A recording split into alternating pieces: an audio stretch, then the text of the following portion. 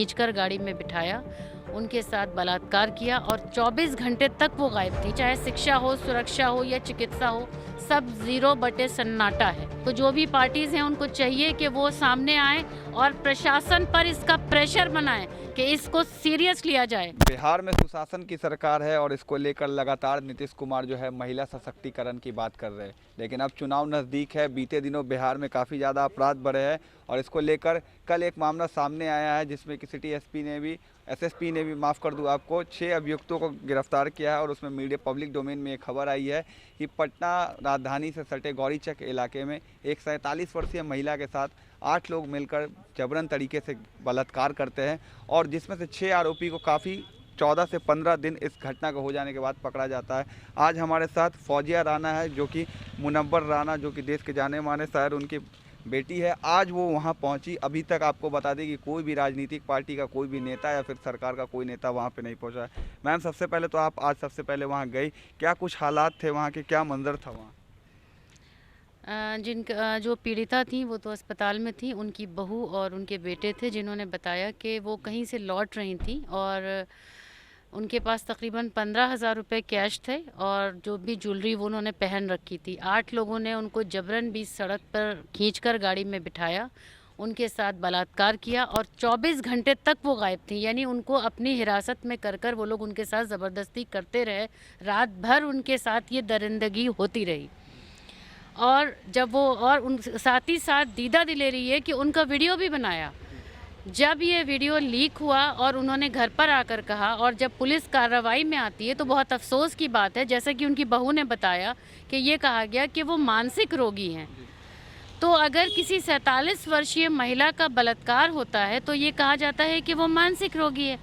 पटना से बहुत दूर नहीं है, राजधानी है बिहार की, और उसमें हालात ये पैदा हो गए हैं कि एक 47 वर्षीय महिला सेफ नहीं है। अब तक सरकार ये दावा कर रही है कि बहुत कुछ उन्होंने महिलाओं के साथ किया है, महिलाओं के उत्थान के लिए किया है। तो जहां महिला की इज्जत ही नहीं है और इस तरह के कारनामे हो रहे हैं, और सबसे अफसोस की बात यह है कि अभी तक 6 अभियुक्त हैं, वो 2 अभी भी बाकी हैं और इसमें और कितने लोग इन्वॉल्व हैं ये तो और तह खुलेगी तो बात आएगी। और कल हम उस महिला से भी मिलने जाएंगे ताकि हमें और डेप्थ में पता चले कि क्या क्या हुआ है। और अभी तक वहाँ कोई भी नहीं पहुँचा है, ना कोई मदद पहुँची है। आर्थिक रूप से स्थिति उनकी बहुत ख़राब थी। मैं जिस जगह से गई ना वहाँ रास्ता था ना कुछ था। तो ये वो लोग थे जो दलित महादलित की श्रेणी में आते हैं। तो कहाँ स्टैंड है, कहाँ कुछ है। जहाँ पर महिलाओं के बारे में कुछ सोचा नहीं जा रहा है। मैं कल भी एक पीसी में कह चुकी हूँ कि चाहे शिक्षा हो, सुरक्षा हो या चिकित्सा हो, सब ज़ीरो बटे सन्नाटा है। तो वो जो महिलाएं हैं या और भी इस तरह की जो चीज़ें हो रही, क्योंकि ये पहला ऐसा नहीं है, बहुत से ऐसे जो बलात्कार की घटनाएं होती हैं लोग डर से छुप कर बैठ जाते हैं।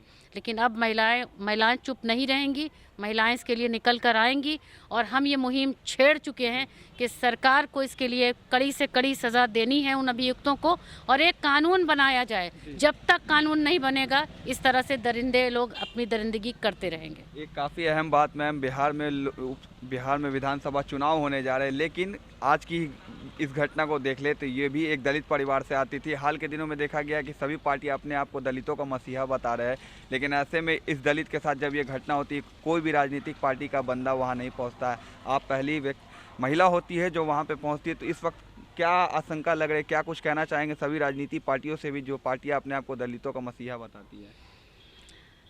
देखिए, जो भी राजनीतिक पार्टियां हैं, मैं सबसे कहूंगी कि कभी कभी सियासत से अलग हटकर और अपने आप को ज़्यादा मीडिया कवरेज से निकाल कर लेकर आइए और दुर्द दर्द को समझिए। सिर्फ जनता से वोट मांगने से काम नहीं चलेगा। जब चुनाव करीब आता है तो बहुत सारी चीज़ें आती हैं कि अब ऐसा हो रहा है, अब ऐसा हो रहा है। ये कोई पहली घटना नहीं है, ये आए दिन होती है, हर एक घंटे पर होती है। भारत एक ऐसा देश है जिसमें महिला को, औरत को माता यानी जगत जननी है, और जगत जननी ये है कि गाय भी माता है, पानी भी माता है, सब मिट्टी भी माता है। तो वहाँ पर एक माता का बलात्कार होता है। तो जो भी पार्टीज़ हैं उनको चाहिए कि वो सामने आए और प्रशासन पर इसका प्रेशर बनाएं कि इसको सीरियस लिया जाए। वो अभियुक्त अरेस्ट हों, उनका जो सामान था वो एक तो वापस हो, क्योंकि वो आर्थिक रूप से बहुत कमज़ोर फैमिली है। और सिर्फ यही नहीं, जब बड़े मुद्दों में लोग सड़कों पर आते हैं तो महिला की इज्जत एक बहुत इम्पॉर्टेंट है। देखिए, लाख सब कुछ डिजिटल हो जाए, इज्जतें डिजिटल नहीं हो सकती हैं। तो मैं तमाम पार्टी से कहूँगी कि आगे निकलें, प्रशासन पर प्रेशर बनाएं कि इस पर कार्रवाई की जाए।